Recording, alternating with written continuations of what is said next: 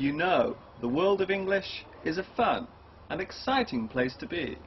I'm so glad you could join me for another lesson.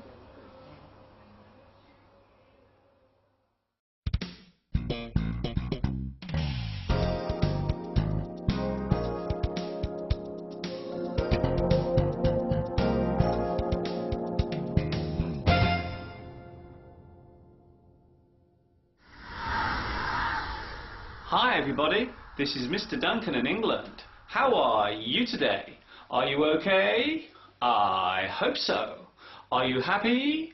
I hope so. Did you miss me? No, we didn't. Oh, that's not very nice. In this lesson, we will take a look at the process of asking and answering questions. Are you ready?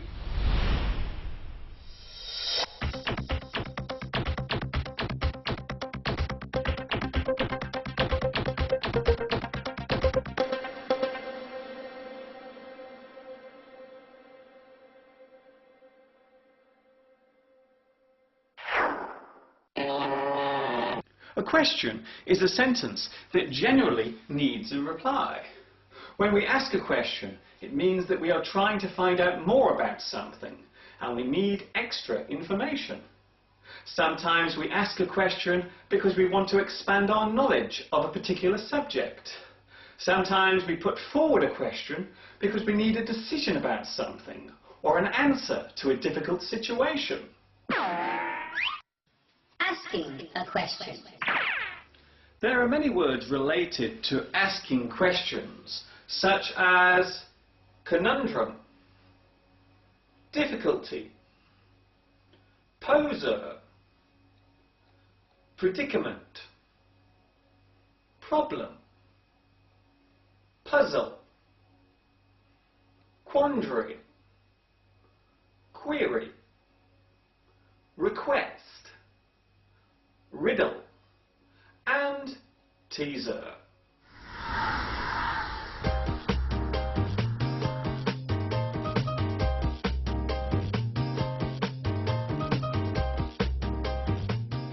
Before asking a question, we normally begin with a prefix sentence, such as, I have a question for you. I want to put a question to you. I need your expertise with a problem I have. There is something I have been meaning to ask. Do you mind if I ask you a question? Could I pick your brains? Would it be okay for you to answer a question?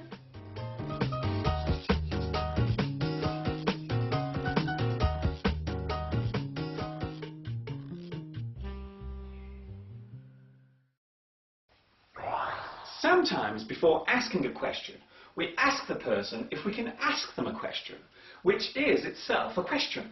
So the first question is about whether or not I can ask a question. Well, you get the general idea. It may sound a little strange, but not all questions need an answer.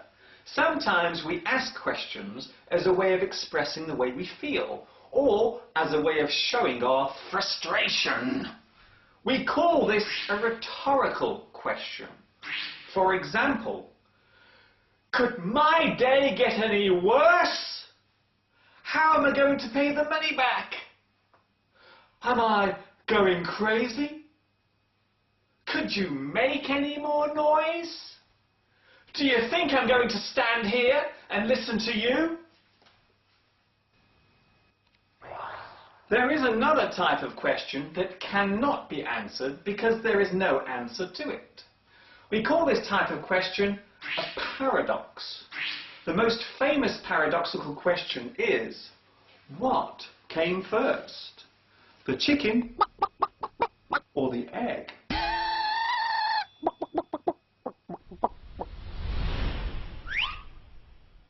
Answering a question. There are many words connected to giving an answer to a question, such as comeback, counter, react, reply, response, retort, and solution. You are such a beautiful plant. Yes, you are. Fortunately, answering a question is not so complicated or difficult to do. You only have two choices when responding. You either know the answer or you don't. If you don't know the answer, you simply say, I don't know. I have no idea. I haven't a clue. It beats me. You have me there. I'm stumped. Don't ask me. I dunno.